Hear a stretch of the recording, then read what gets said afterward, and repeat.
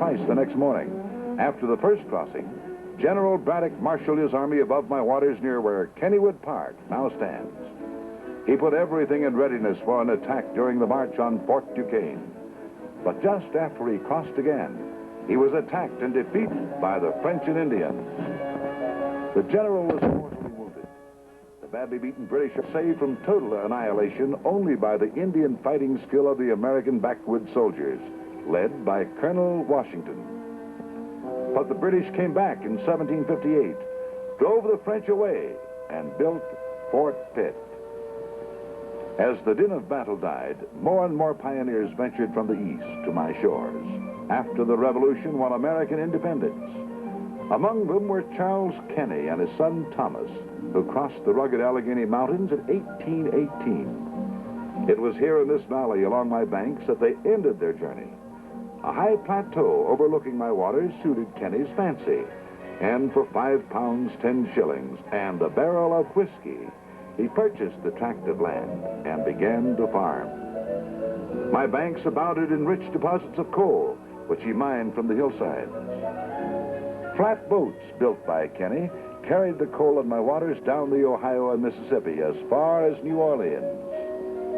As the Kenny family prospered, they welcomed neighbors to their vast farm for relaxation and picnicking, and it soon came to be known as Kenny's Grove. And by the end of the century, folks packed their picnic baskets, climbed aboard the open trolleys of that era, and headed for happy hours of leisure. In 1898, the Mellon brothers, who had an interest in the trolley firm, formally organized a picnic park. Andrew W. Mellon, later to be Secretary of the U.S. Treasury, changed the name from Kenny's Grove to Kennywood. And then began a new history of this famous camping ground of Braddock's colonial army. Until then, fondly known as Kenny's Grove.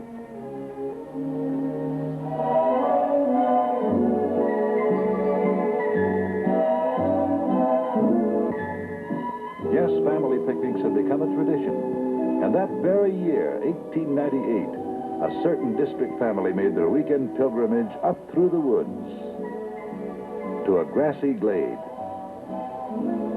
Nobody was left behind at home, not even the dog Champ. And there was always a wholesome, appetizing spread that Mom prepared, which made mealtime in the great outdoors a never-to-be-forgotten occasion. Sandwiches and chicken and pickles and pies.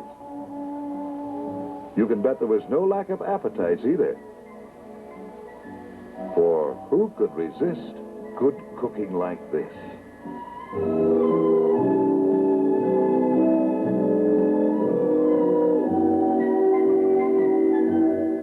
Or scrumptious cakes like this with lots of icing.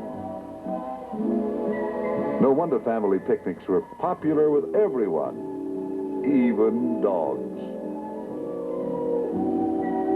A certain young boy whose memories of me and the picnics he enjoyed now carries our story on. Let's follow this lad from the tender age of 6 to the kindly aging grandfather of today.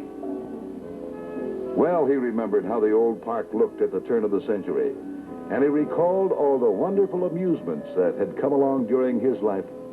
Grandpa spent many happy hours in his attic corner among his mementos. Memories of years gone by, when the Pittsburgh engineer George Washington Gale Ferris, who invented the gigantic wheel, the sensation of the Chicago Exposition of 1893, over 250 feet high, carrying 40 people in each car. Little did Mr. Ferris dream that his invention would always bear his name, the only amusement device ever to be named for its inventor. The Ingersoll brothers of Pittsburgh pioneered the figure-8 coaster in 1899.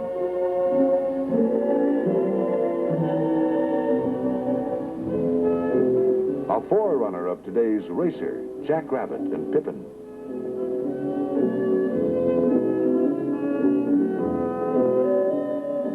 Even the merry-go-round, which looked like this over 100 years ago, developed into the dazzling carousel of today. In fact, the world's largest merry-go-round, originally designed and built for the 1926 Philadelphia Exposition, was brought to Kennywood and has thrilled children for generations.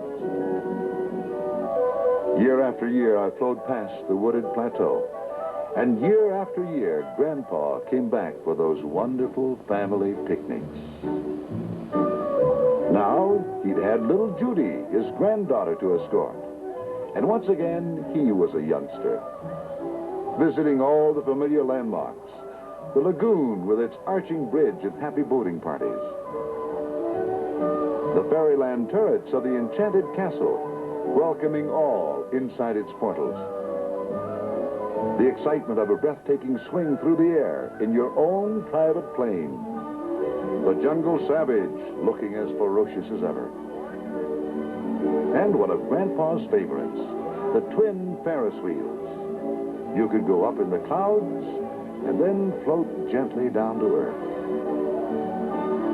The rustic Kenny farm had now become a wonderland of fun and happiness. Noah's Ark was a popular landmark, and so was the flower-decorated golf links. Old Glory was always there, waving proudly in the sunshine.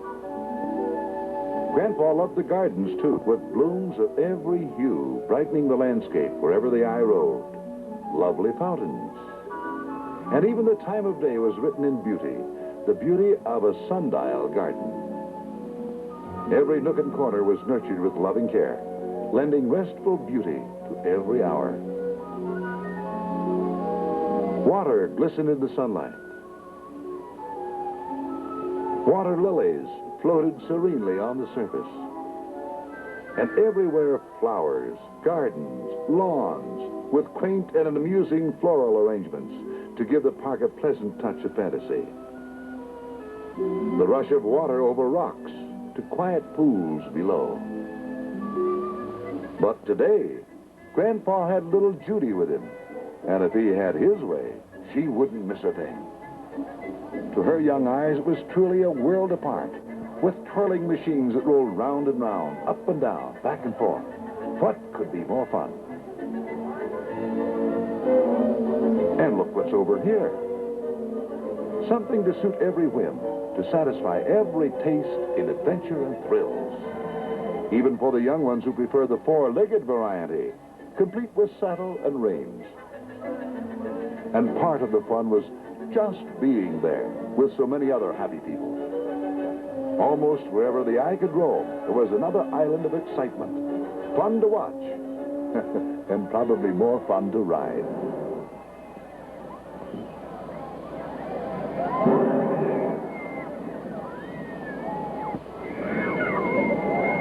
It was a pleasure to see the gliding boats. Rowers could forget the workaday world and set out on their own voyages of discovery, circling the lake's tiny island where flowers rimmed the shoreline. It might be overwhelming for a little girl, but not for Grandpa. He was just getting in the spirit of things. Look. How's that for high excitement? Swinging off into space in a shining, iridescent capsule. Many of the top ideas of the amusement park industry were either invented or first tried in the Pittsburgh area. This one, known the world over, came from nearby Beaver Falls. But hold on. Young men must test their strength. And what better way than swinging the sledgehammer? Bang!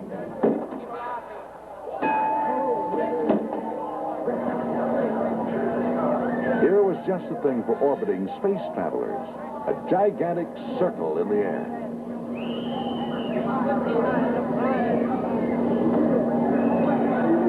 The wind seems to rush past at 1,000,000 miles per hour. And look, the king of amusement thrills, roller coasting. And here we go. Hold on. And up the other side. Look what's coming. And down we go. You think they'll catch up?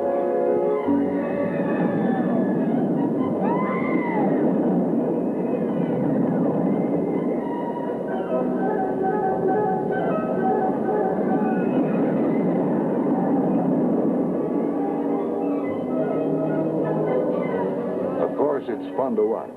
But what a thrill to ride.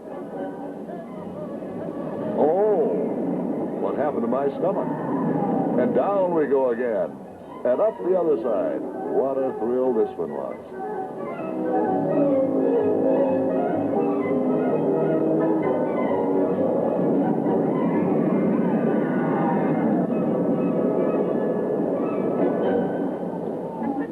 And after a ride like that, a refreshing dip in the spacious pool.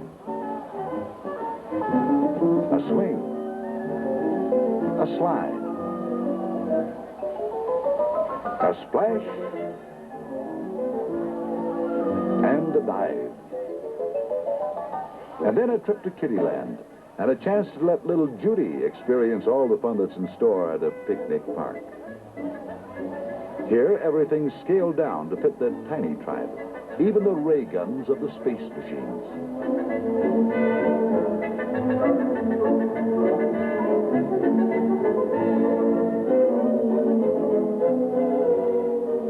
And look over here. A real windmill like the ones in Holland. Mother Goose is here, too. For this is her kingdom, and she's perched high above her realm. There's Mr. Frog. And the friendly whales.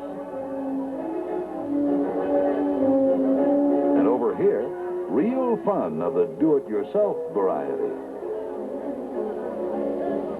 How about scooting around in your own automobile? With 2 steering wheels and your own private highway. Oh, this is really...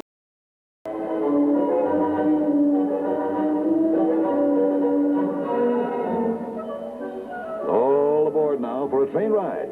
Let's roll along high above my waters with a view of the mills and the dam and the countryside. Hold on tight round the curve, cause we're headed home.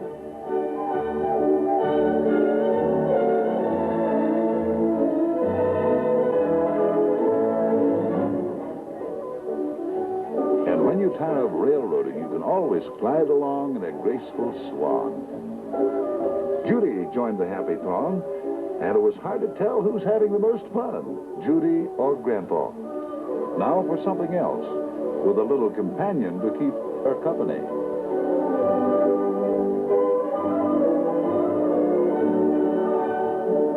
The excitement of Kittyland can build an appetite for popcorn. But let's not stop here. We have other things to see and do. Judy's raring to go, but poor old Grandpa is slowing down. He's not as young as he used to be. He decided to put Judy on another ride while he took time out to catch his breath. He'll sit down for a spell on a nearby park bench. Before he knew it, his head was nodding on his shoulders, and he's dozed off. As he sleeps, he dreams of yesterday, a glowing memory of that happy day when he brought his best girl to this very same park. Way back when spats were the rage, and every young man boasted a new straw skimmer to impress his lady love. He remembered the stolen kiss in the old mill. And that newfangled gas buggy. The side saddle pony ride. And the romantic moment on the Ferris wheel. That was the day they both discovered the delights of cotton candy, and he fell in love with her dimples. At dusk, they walked to their favorite bench in the garden. Yes, Grandpa's dream was just like living it all over again. And as he dozed on, remembering the past, little Judy was very much in the present. But where was Grandpa? Oh, well.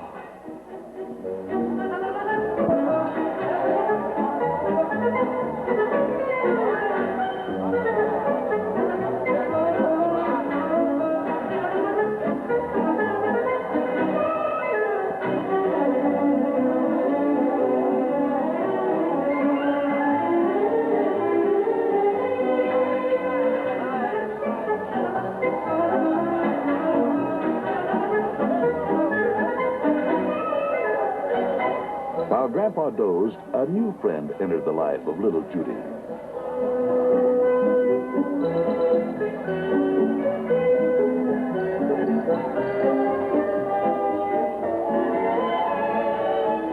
Since it was getting dark and there was no Grandpa around, her new friend would do just fine. After a pleasant little walk inspecting the geraniums, she met another friend. He was big and jolly, and he had a pocket full of pencils. Picnics are certainly fun, especially at times like these, and policemen are kind of nice. Now it was getting along toward dusk. Lights were flashing on everywhere. As it grew darker and darker, the lagoon became a mirror of colorful reflections. But Grandpa snoozed right on. He was missing the best part of it all, the nighttime fairyland when everything sparkled and glistened and glowed.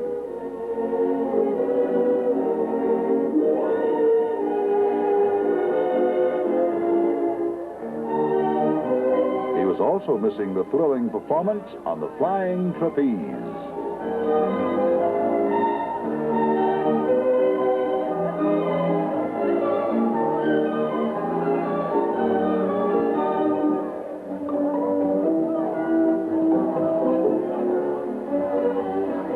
Then suddenly Grandpa's dream ended. Why, it's dark. And Judy, where is Judy? How in the world could he find her now? Judy was somewhere in this world of happy sounds and dazzling sights. But where? Grandpa was worried. And so the search began.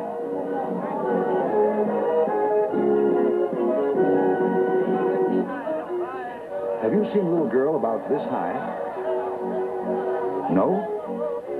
Oh, the merry-go-round. Maybe you could find Judy there.